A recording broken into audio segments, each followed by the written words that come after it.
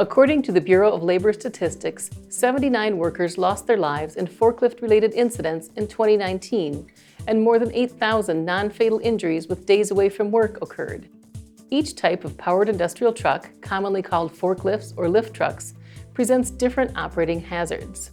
For example, a sit-down, counterbalanced, high-lift rider truck is more likely to be involved in a falling load accident than a motorized hand truck because the sit-down rider can lift a load much higher than a hand truck.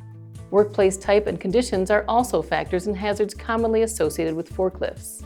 For example, retail establishments often face greater challenges than other work sites in maintaining pedestrian safety.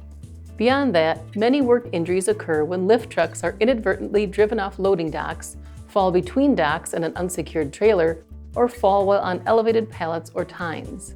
Struck by incidents are also a common injury. Determining the best way to protect workers from injury largely depends on the type of truck operated and the work site where it's being used. Employers must ensure that each forklift operator is competent to operate a forklift safely.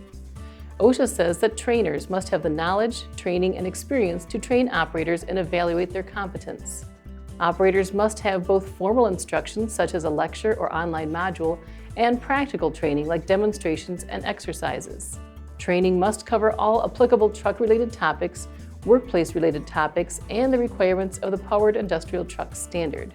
And keep in mind that the truck's instruction manual is the best source of information on how to operate specific equipment. Forklift operators must successfully complete training and an evaluation before they're allowed to operate a truck without direct supervision.